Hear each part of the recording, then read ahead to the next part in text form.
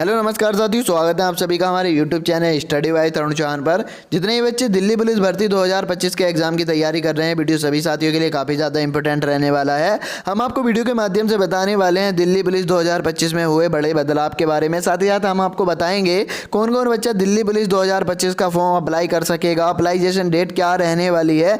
देखिएगा प्यारे साथियों, दिल्ली पुलिस में आपको आगे चल के किन किन विशेष डॉक्यूमेंट्स की नीड्स पड़ने वाली है, हम आपको क्लियर करने वाले हैं। साथ ही साथ दिल्ली पुलिस में आपकी एक मंथ की सैलरी बेसिक पे के आधार पर कितनी बन रही होती है, तो वीडियो में पूरा अंत तक बने रहेंगे। एज लिमिट में रिलैक्सेशन आपको किस आधार पर मिलता है, ये भी हम आपको क्लियर कर देंगे। यानी कि अगर आप इस वीडियो को पूरा अंत तक देख लेते हैं तो सभी चीज़ें आपकी क्लियर हो रही होंगी। तो प्यारे साथियों, जितने भी हमारे प्यारे भाई चैनल पर पहली बार विजिट कर रहे हैं और दिल्ली पुलिस 2025 के एग्जाम की तैयारी कर रहे हैं, तो भी वीडियो को एक लाइक करके चैनल को सब्सक्राइब जरूर करेंगे, क्योंकि दिल्ली पुलिस 2025 के एग्जाम से रिलेटेड सभी इन्फॉर्मेशन आपको हमारे चैनल पर सटीक समय में प्रोवाइड कराया जा रहा है। इसी के साथ अगर आप टेलीग्राम चैनल ज्वाइन कर रहे हैं तो क्लास की नोटिफिकेशन के अपडेट के साथ साथ आपको वहां पर फ्री मोड्स पीडीएफ जो कि एग्जाम ओरिएंटेड है प्रोवाइड कराई जा रही हैं। टेलीग्राम का लिंक आपको चैनल के डिस्क्रिप्शन में, साथ ही आप वीडियो के डिस्क्रिप्शन में देखने के लिए मिल जाएगा। तो स्टार्ट करते हैं आज का वीडियो। सबसे पहले मैं आपको बताना चाहूँगा, दिल्ली पुलिस के अंदर आपका एक विशेष चीज़ का प्रावधान लागू है, जो कि होता है आपका कार्ड सर्टिफिकेट। जी हाँ प्यारे साथियों,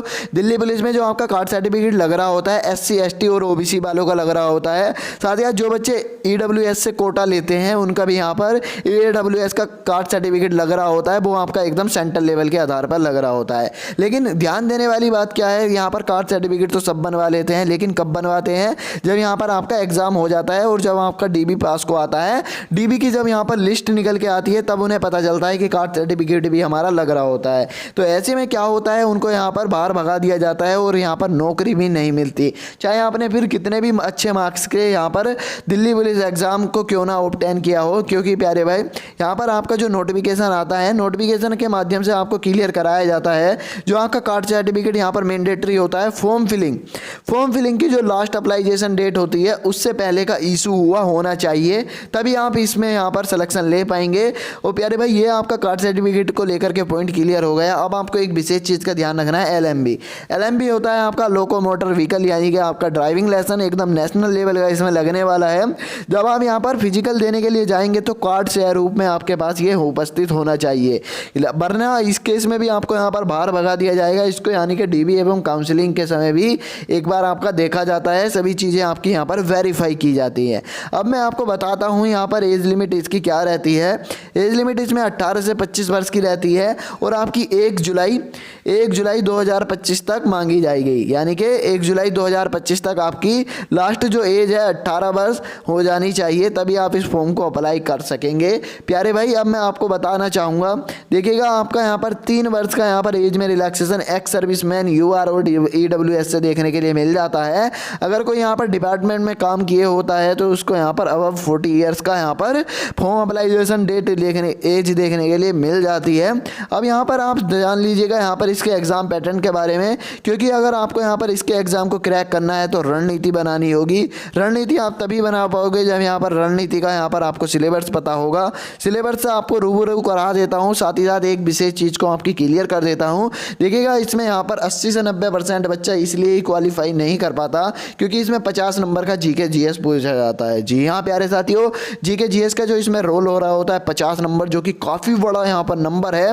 प्यारे भाई, अगर आप इसको क्वालिफाई कर देते हैं तो आप यहाँ पर अपने सिलेक्शन के आसपास पहुँच जाते हैं। क्योंकि अभी तक मैं आपको बता दूँ, पिछले वर्ष की कट ऑफ यानी कि कट ऑफ मैं आपको इसलिए रूबरू करा रहा हूँ ताकि आपको एक टारगेट मिल पाए। अगर आपको एक टारगेट मिल जाएगा तो आपको तैयारी करने में काफ़ी ईजी आ जाएगी, क्योंकि आपको यहाँ पर काफ़ी नॉर्मल तरीके से पता चल जाएगा कि आपको इतना स्कोर तो करना ही करना है, तभी आप सिलेक्शन के आसपास पहुँच पाएंगे। तो जान लीजिएगा इसकी कट ऑफ के बारे में।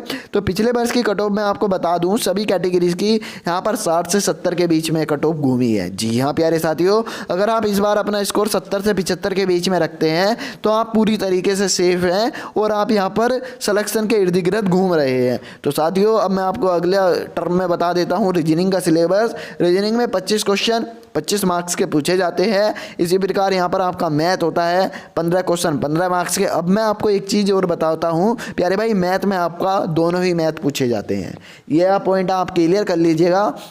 अगर 15 क्वेश्चन मैथ से पूछे जा रहे हैं तो 12 क्वेश्चन आपके यहाँ पर अर्थमेटिक और 3 या 4 क्वेश्चन आपके यहाँ पर एडवांस मैथ से पूछे जाएंगे।